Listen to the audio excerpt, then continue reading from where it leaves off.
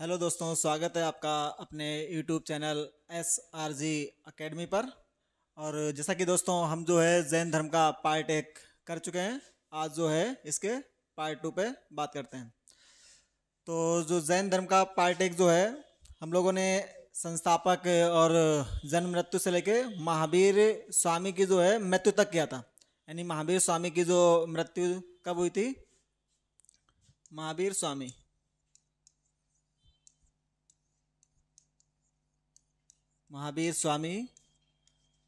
की मृत्यु जो है इनकी 468 ईसा पूर्व में, 468 ईसा पूर्व में हुई थी। और कहाँ पर हुई थी? तो ये जो है पावापुरी में, पावापुरी जगह बिहार के पावापुरी में हुई थी महावीर स्वामी की मृत्यु। इनकी मृत्यु के बाद जो है फिर जैन धर्म में दो संगीतियाँ देखने को मिलती हैं। जैन धर्म में जो है दो संगीतियाँ हुई थी। दो संगीतियाँ जो है, इसे पहली संगीति प्रथम संगीति,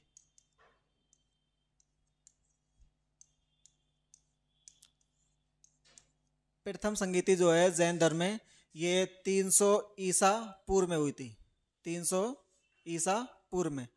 और जो है इसके अध्यक्ष जो थे वो राजा स्थूलभद्र करके। प्रथम जैन संगीति जो है ये 300 ईसा पूर्व में, 300 ईसा पूर्व। और जगह कहाँ पर हुई थी? तो ये जो है पाटलिपुत्र जगह, पाटलिपुत्र करके जगह का नाम है पाटलिपुत्र। और अगर इसके अध्यक्ष की बात करें कि इस जैन संगीति के जो है अध्यक्ष कौन थे, तो इसके अध्यक्ष स्थूलभद्र थे। इसके अध्यक्ष जो है स्थूलभद्र करके प्रथम जैन संगीति के अध्यक्ष थे। यानी जो है जो पहली जैन संगीति 300 ईसा पूर्व में होती है जगह पाटलिपुत्र में, और इसके अध्यक्ष जो थे वो राजा स्थूलभद्र थे। पहली जैन संगीति के बाद में ही जैन जो धर्म जो था ये दो संप्रदाय में बढ़ जाता है। जैन धर्म जो है ये दो संप्रदाय, यानी इसके दो पार्ट हो जाते हैं। दो पार्ट जो है जैन संप्रदाय जो है ये दो पार्ट, यानी ये जो है दो संप्रदाय, एक जो है श्वेतांबर, दूसरा दिगंबर। यानी जो है जैन धर्म पहली जो जैन संगीति के बाद में जैन धर्म दो भागों में विभाजित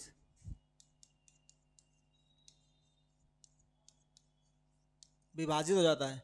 इसका पहला जो है दो भागों में विभाजित, पहले को जो है श्वेतांबर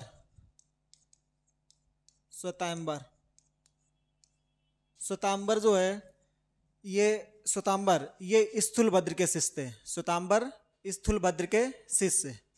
और जो है यानी श्वेत वस्त्र धारण करने वालों को, जो श्वेत वस्त्र जैसे देखा होगा आपने, जो श्वेत वस्त्र धारण करते हैं तो वो जो है मतलब श्वेतांबर शाखा के अंतर्गत ही आते हैं। और ये जो है स्थूलभद्र के शिष्य थे।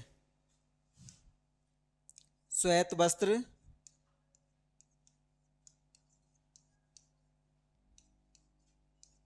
धारण करने वाले,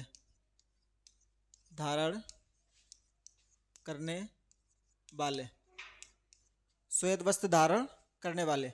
और ये जो है किसके शिष्य थे? ये है शिष्य जो है शिष्य स्थूलभद्र के। यानी स्थूलभद्र के जो शिष्य जो थे वो श्वेत वस्त्र धारण करते थे, और उन्हीं से संबंधित जो है मतलब जो संप्रदाय उसे श्वेतांबर कहा गया।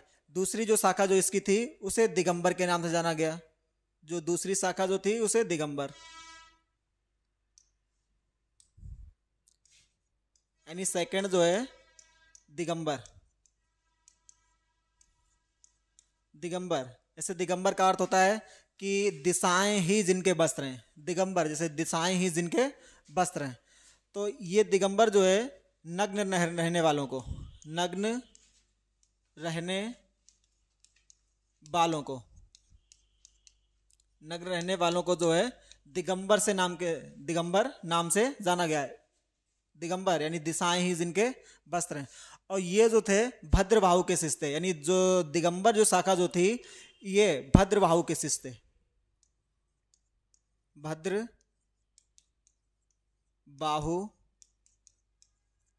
के शिष्य, यानी दिगंबर शाखा जो थी ये भद्रबाहु के शिष्य थे।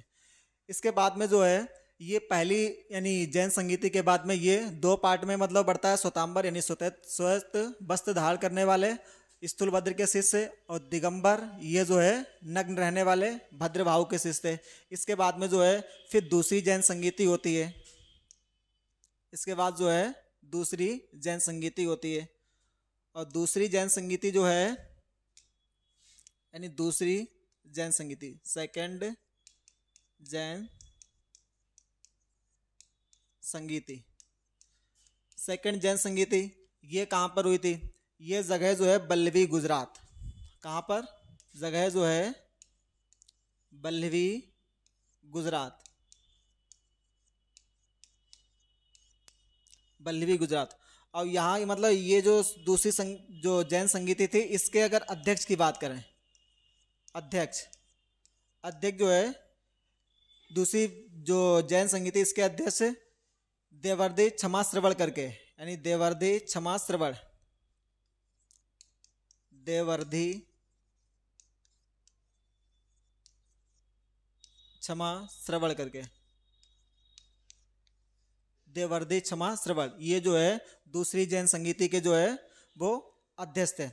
इसके बाद में जो है ऐसे पूछा था कि जैन धर्म को महावीर स्वामी ने कितने गणधरों में विभाजित किया था? तो 11, यानी जैन धर्म को महावीर स्वामी ने 11 गणधरों में मतलब विभाजित किया था, 11 गणधर बनाए थे।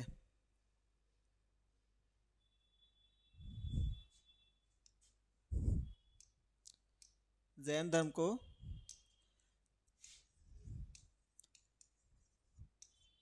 महावीर स्वामी ने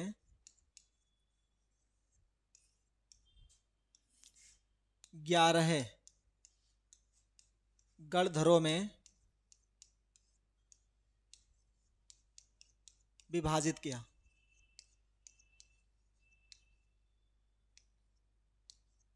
ग्यारह गणधरों में विभाजित किया। और एक जो गणधर जो था यह 11 ब्राह्मण मिलके एक गण बनाते थे, यानी 11 ब्राह्मण मिलके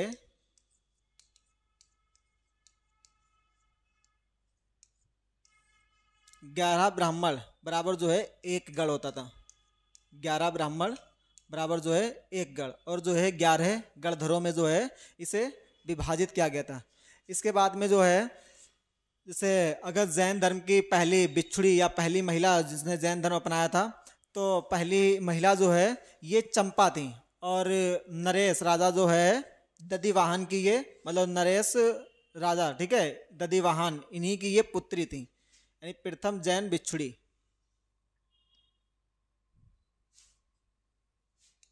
बात करें प्रथम जैन बिछुड़ी, प्रथम जैन बिछुड़ी, तो प्रथम जैन बिछुड़ी के रूप में जो है चंपा को जाना जाता है। अगर पूछ ले पहली महिला जिसने जैन धर्म जो है स्वीकार किया, पहली महिला जिसने जैन धर्म स्वीकार किया, तो ये चंपा। और चंपा जो है ये किसकी पुत्री थी? यह जो है चंपा पुत्री थी राजा जो नरेश दधिवाहन, यानी राजा दधिवाहन की, दधिवाहन इन्हीं की जो है ये पुत्री थी। चंपा नरेश दधिवाहन की जो है ये पुत्री थी।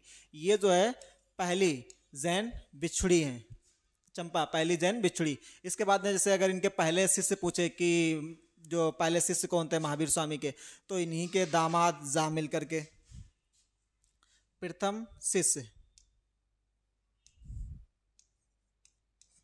यानी महावीर स्वामी के प्रथम शिष्य जो थे इनका नाम क्या है? जामिल, इनका नाम जामिल, जो कि महावीर स्वामी जो थे इन्हीं के दामाद थे। महावीर स्वामी जैसे कि आपको पता होगा महावीर स्वामी की पुत्री का नाम क्या था? अनोज्या करके, उनको प्रियदर्शनी के नाम से भी जानते हैं। तो ये जो है प्रथम शिष्य थे जामिल।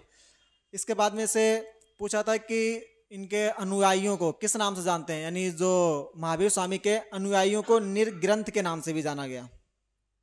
निर्ग्रंथ यानी महावीर स्वामी के अनुयायियों को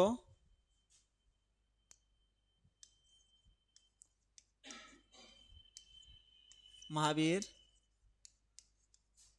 स्वामी के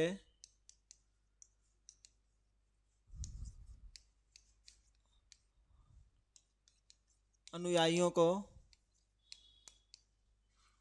निर्ग्रंथ के नाम से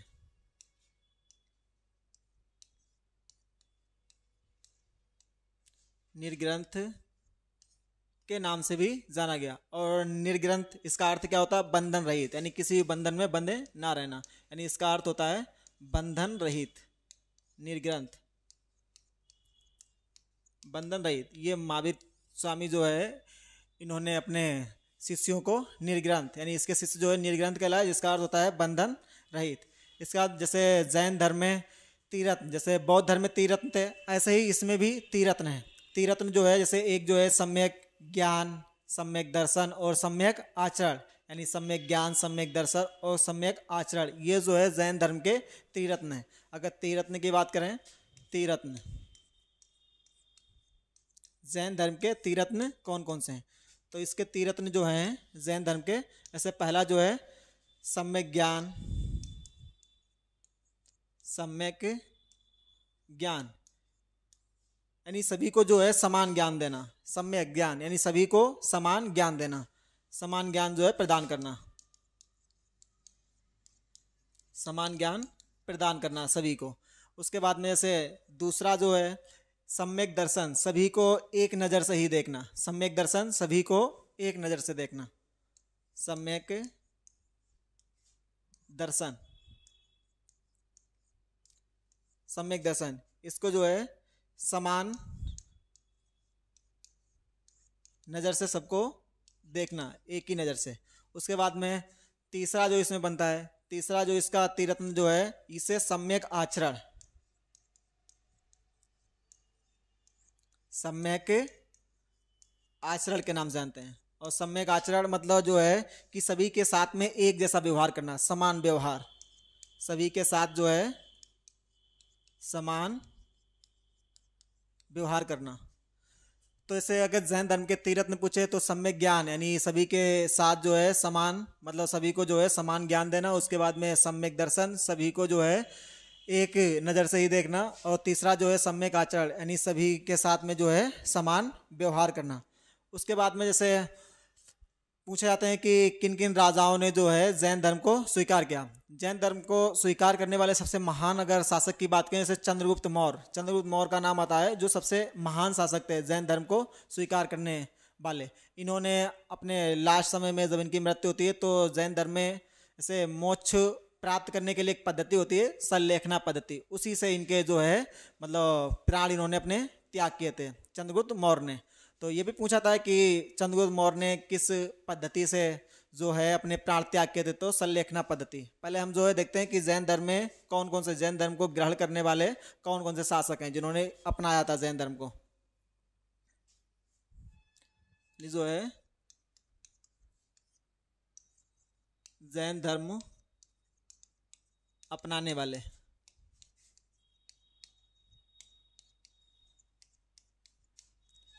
अपनाने वाले शासक की बात करें, जैन धर्म अपनाने वाले शासक, तो कौन कौन से शासक हैं जिन्होंने जैन धर्म को अपनाया था। इसमें सबसे महत्वपूर्ण जो नाम निकल के आता है चंद्रगुप्त मौर्य का। चंद्रगुप्त मौर्य, इन्होंने जो है जैन धर्म को स्वीकार किया था। इनकी मृत्यु जो है इन्होंने सल्लेखना पद्धति से को अपना के की थी। इसके बाद में जैसे कलिंग नरेश खारवेल, कलिंग नरेश, कलिंग, ये कलिंग जो है उड़ीसा को कहा जाता है, उड़ीसा के राजा कलिंग नरेश, उड़ीसा के राजा खारवेल, कलिंग नरेश खारवेल, ये भी जैन धर्म से ही संबंधित है। उसके बाद में चंदेल शासक, चंदेल शासक, चंदेल शासक भी जैन धर्म से संबंधित हैं। चंदेल शासक, उदयन का भी नाम आता है कि जो है ये जैन धर्म से संबंधित हैं। तो जैन धर्म अपनाने वाले जो प्रमुख शासक जो हैं चंद्रगुप्त मौर्य हो गए, कलिंग नरेश खारवेल, उसके बाद में जो है चंदेल शासक, इन्होंने जो है जैन धर्म को अपनाया था। इसके बाद में जैसे अभी हमने बताया था कि जो जैन धर्म में मोक्ष प्राप्त करने के लिए एक पद्धति है, पूछी जाती है किस मतलब कौन सी पद्धति से मोक्ष प्राप्त किया था है, तो सल्लेखना पद्धति। इसमें क्या होता है कि जब मृत्यु के अंतिम समय में जब आदमी की मृत्यु होने को होती है तो खाना पीना त्याग कर दिया जाता है, खाना पीना बिल्कुल ही त्याग कर दिया जाता है। तो ये जो है मोक्ष प्राप्त करने की पद्धति। जैन धर्म में मोक्ष प्राप्त करने की पद्धति, इसे कहा जाता है सल्लेखना, या कहीं पे संथरा करके मतलब पद्धति मिलती है, इसे जो है सल्लेखना या कहीं पे जो है ये संथरा पद्धति कहा जाता है, इसे संथरा पद्धति के नाम से, सल्लेखना या संथरा पद्धति। यानी जो जैन धर्म में मोक्ष प्राप्त करने की पद्धति होती है उसे सल्लेखना पद्धति या संथरा पद्धति। चंद्रगुप्त मौर्य ने अपने प्राण त्याग जो है इसी पद्धति से किए थे। इसमें जो जब मृत्यु का टाइम मतलब पास में होता है तब जो है खाना पीना छोड़ दिया जाता है और जो है इसी पद्धति से मृत्यु हो जाती है। उसके बाद में जो है ये पद्धति है। इसके बाद जो जैन धर्म जो संबंधित जो भी तीर्थंकर हैं, तो अगर पूछा जाए कि इनकी जीवनी किस में लिखित है या जैन धर्म का जो है प्रारंभिक इतिहास किस बुक में बताया गया है, तो एक बुक जो है, जो बुक का नाम जो है कल्पसूत्र, बुक का नाम कल्पसूत्र है। उस बुक में जो है, और बुक जो है वो भगवती जो बुक जो है भद्रभाव की है, कल्पसूत्र बुक भद्रभाव की है।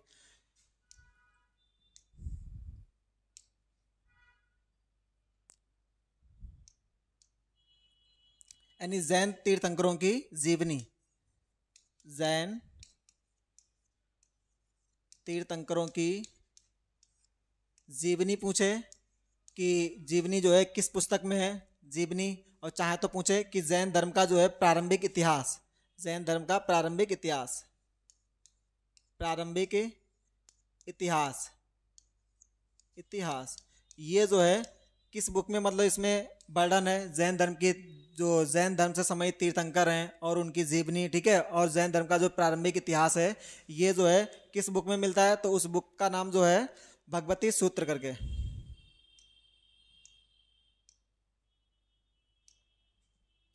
जैन तीर्थंकरों की जीवनी, ठीक है। तो ये जो है भद्रबाहु की पुस्तक है, पुस्तक है भद्रबाहु की, भद्रबाहु, और इस पुस्तक का नाम जो है कल्पसूत्र, कल्पसूत्र, कल्पसूत्र यानी जीवनी और जो इतिहास मिलता है कल्पसूत्र। एक और पुस्तक है जिसमें भी मतलब जैन धर्म के ही इतिहास के बारे में बताया गया है, उस पुस्तक का नाम जो है, दूसरी पुस्तक की बात करें भगवती सूत्र, दूसरी पुस्तक जो है भगवती, भगवती सूत्र, और ये पुस्तक सुधर्षा स्वामी की है। ये पुस्तक जो है मतलब इसके लेखक जो है सुधर्मा स्वामी करके, इनकी जो है ये पुस्तक है स्वामी करके। यानी जैन तीर्थंकरों की जीवनी या इतिहास, एक तो भद्रबाहु की पुस्तक कल्पसूत्र में वर्णन है, और दूसरी जो है भगवती सूत्र जो कि सुधर्मा स्वामी की जो पुस्तक है। इन दो पुस्तकों में जो है इनके इतिहास। और जैसे पूछा था कि जैन धर्म का जो प्रारंभिक इतिहास यानी जैन धर्म से संबंधित जो है उसे क्या कहते हैं, प्रारंभिक इतिहास के लिए एक वर्ड यूज होता है आगम करने के लिए, आगम। यानी जैन धर्म का जो जो जैन साहित्य होता है, जैन साहित्य को,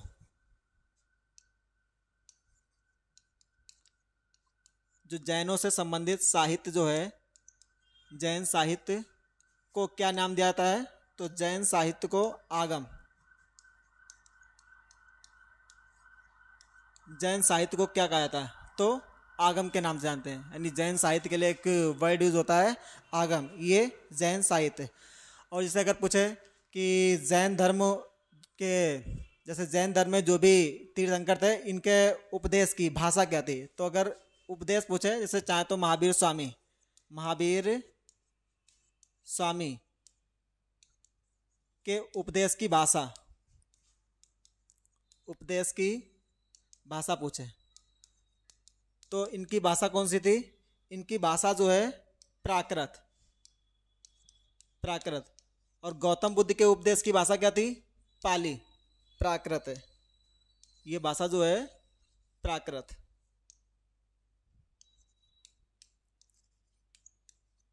प्राकृत भाषा, यानी जो जैन तीर्थंकर हैं या महावीर स्वामी, इनकी भाषा जो है प्राकृत। पहले जो है प्राकृत से पहले भी अर्धमागधी भाषा का यूज होता था, और बाद में जो है महावीर स्वामी के बाद में जो है ये प्राकृत मतलब भाषा, और पहले जो है अर्धमागधी के रूप में भी।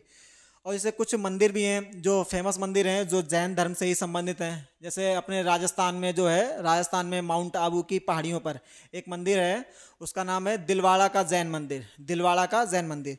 तो वो जैन मंदिर जो है पूछा था कि उसमें किसकी, यानी किस तीर्थंकर या जो है किसकी वहाँ पर मूर्ति है, तो वहाँ पर मूर्ति मिलती है ऋषभ देव की। जो राजस्थान के माउंट आबू में दिलवाड़ा का जैन मंदिर है, तो उसमें जो मूर्ति जो है वो ऋषभ देव की मूर्ति है। और उसका निर्माण ही पूछा था कि उसका निर्माण जो है किसने करवाया, तो उसका निर्माण जो है गुजरात के शासक भीम फर्स्ट, इन्हीं के एक जो सेनापति थे बिमल शाह ने जो है दिलवाड़ा के जैन मंदिर का निर्माण करवाया है। उस मंदिर को जो है बिमल शाही मंदिर या जो है आदिनाथ मंदिर के नाम से भी जानते हैं। आदिनाथ नाम पता ही होगा कि ऋषभ देव का ही नाम आदिनाथ है। जैसे हम मंदिर की बात करें, मंदिर तो दिलवाड़ा का जैन मंदिर, दिलवाड़ा का जैन मंदिर, ये कहाँ पर है? दिलवाड़ा का जैन मंदिर कहाँ पर है? ये दिलवाड़ा का जैन मंदिर तो ये राजस्थान में है। कहाँ पर? राजस्थान में। राजस्थान में जो माउंट आबू की पहाड़ियाँ हैं वहीं पर ये स्थित है, राजस्थान में माउंट आबू की पहाड़ियों पर।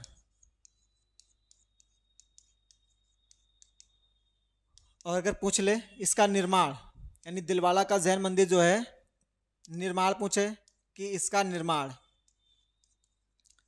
किसने करवाया है, तो ये जो है बिमल शाह ने, बिमल शाह निर्माण करवाया है, बिमल शाह ने,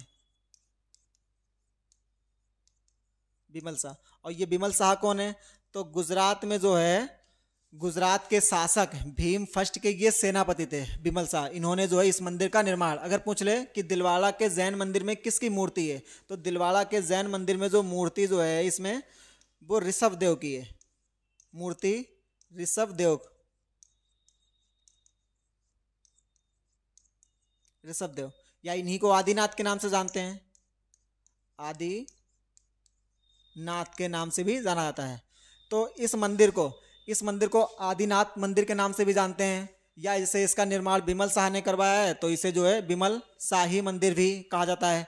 एक और फेमस मंदिर है जो कर्नाटक के श्रवणबेलगोला में है, यानी गोमतेश्वर मंदिर। कर्नाटक के श्रवणबेलगोला में जो मंदिर है गोमतेश्वर जगह पे, गोमतेश्वर मंदिर। तो पूछा था कि उस मंदिर में जो है किसकी मूर्ति स्थापित है, तो उस मंदिर में जो है गोमतेश्वर मंदिर में जो ऋषभ देव, जैसे ऋषभ देव के दो पुत्र थे, एक का नाम जो है भरत था और दूसरे जो है बाहुबली करके। तो जो श्रवणबेलगोला में जो मंदिर जो है वहाँ पर ऋषभ देव के पुत्र बाहुबली की मूर्ति स्थित है। और जिसका निर्माण किसने करवाया? तो चामुंडराय ने, जिसका निर्माण यानी गंग वंश के शासक जो थे उन्हीं के, मतलब जो सेनापति जो चामुंडराय, उन्होंने जो है निर्माण करवाया। इससे बात करें कि श्रवणबेलगोला यानी कर्नाटक के श्रवणबेलगोला में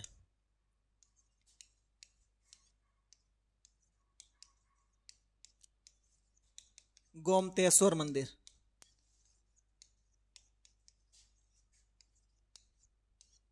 गोमतेश्वर टेम्पल, ठीक है।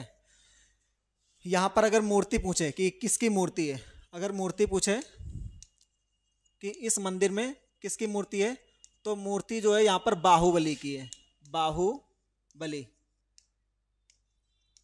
बाहुबली की मूर्ति यहां पर है। और बाहुबली ये कौन थे? तो बाहुबली जो है ये पुत्र हैं किसके? ऋषभ देव के। ये पुत्र हैं ऋषभ देव के, ऋषभ देव के। बाहुबली ऋषभ देव के पुत्र हैं। इन्हीं की मूर्ति, बाहुबली, इन्हीं की मूर्ति मिलती है गोमतेश्वर मंदिर में। और पूछे इसको किसने स्थापित करवाया था, यानी निर्माण, ठीक है, यानी मूर्ति जो है स्थापित पूछ ले,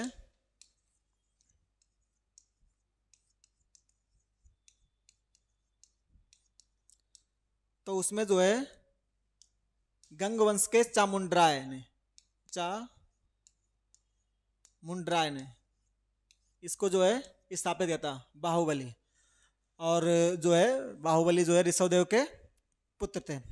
इसके बाद में जो है जैसे और बात करें जैन धर्म में जो है जैसे कुछ प्रतीक चिन्ह है कि कौन से तीर्थंकर का क्या प्रतीक चिन्ह है, तो कुछ प्रमुख तीर्थंकर और उनके प्रतीक चिन्ह पे बात करते हैं। जैसे जो है इसमें प्रतीक चिन्ह की बात करें तो एक साइड जो है तीर्थंकर तीर्थंकर और जो है प्रतीक चिन्ह जो प्रमुख हैं, जो एग्जाम में पूछे जाते हैं, उन्हीं की बात करेंगे। प्रतीक चिन्ह, ठीक है, तीर्थंकर और जो है प्रतीक चिन्ह। तो ऐसे तीर्थंकर में पहले लेते हैं, पहले कौन थे? ऋषभदेव, पहले तीर्थंकर ऋषभदेव, जिनका प्रतीक चिन्ह क्या है? सांड करके, ठीक है, सांड या बैल जो है इनका प्रतीक चिन्ह। जैसे इसमें जो है ऋषभदेव,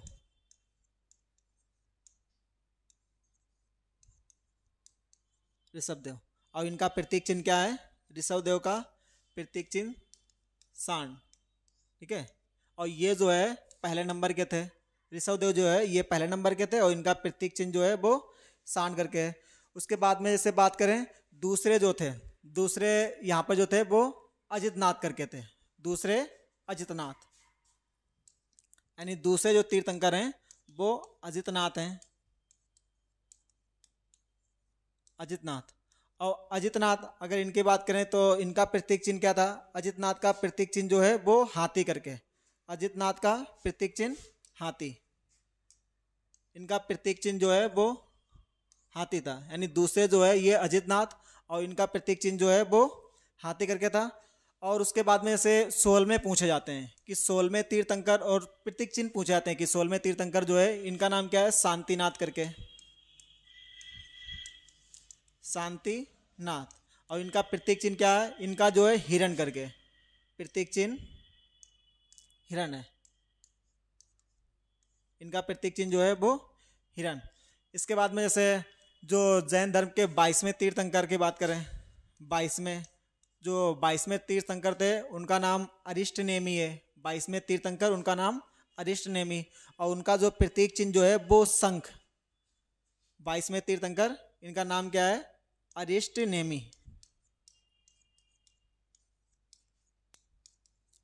अरिष्ट नेमी। और इनका प्रतीक चिन्ह क्या है? अरिष्ट नेमी का इनका प्रतीक चिन्ह जो है वो शंख है, अरिष्ट नेमी का प्रतीक चिन्ह शंख। इसके बाद जैसे 23वें तीर्थंकर, 23वें की बात करें तो 23वें तीर्थंकर कौन है? पार्श्वनाथ,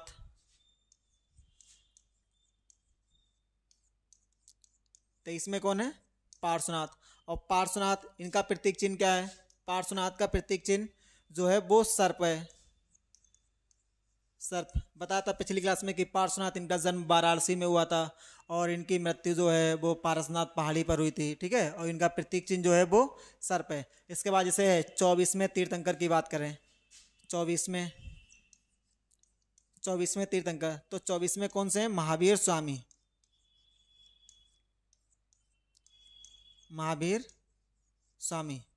और महावीर स्वामी इनका प्रतीक चिन्ह क्या है? तो इनका प्रतीक चिन्ह जो है वो सिंह है, शेर, यानी इनका प्रतीक चिन्ह क्या है? तो वो सिंह है, यानी महावीर स्वामी का प्रतीक चिन्ह सिंह है। इसके बाद में जो है महावीर स्वामी का प्रतीक चिन्ह सिंह है। यह भी पूछाता है कि जैन धर्म को अंतिम रूप से, जब इसका पतन शुरू हुआ तो जैन धर्म को अंतिम रूप से जो है संरक्षण किसने दिया था? तो ये जो है गुजरात के जो शासक जो थे, गुजरात के शासकों ने इसको संरक्षण दिया था, अगर जैन धर्म का संरक्षण की बात करें।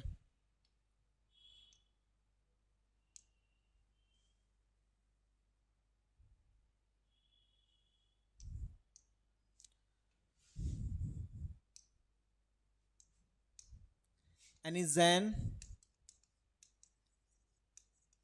धर्म को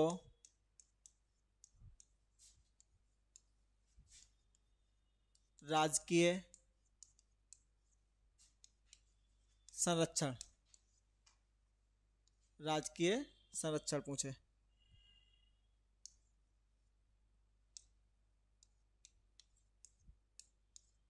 जैन धर्म को अगर राजकीय संरक्षण की बात करें तो जैन धर्म को राजकीय संरक्षण जो है ये गुजरात के चालुक्यों ने दिया था। गुजरात के चालुक्यों ने इसको राज्य के संरक्षण दिया था। इसके बाद में जो है ऐसे जैन धर्म का जो है जो जैन धर्म का एक फेवरेट पूछा जाता है कि जैन धर्म का धार्मिक सिद्धांत क्या था, स्यादवाद करके। ये भी चीज़ें पूछी जाती हैं कि जैन धर्म का जो है धार्मिक सिद्धांत। अगर इनके धार्मिक सिद्धांत की बात करें, धार्मिक सिद्धांत, तो जैन धर्म का जो धार्मिक सिद्धांत जो है ये स्यादवाद है। जैन धर्म का धार्मिक सिद्धांत जो है ये स्यादवाद है। ठीक है दोस्तों, जो है आज हमारा जैन धर्म टॉपिक जो है ये कंप्लीट हो जाता है। और अगर आपको वीडियो अच्छी लगे तो चैनल को सब्सक्राइब करेंगे और वीडियो को जो है लाइक भी करेंगे। Thank you.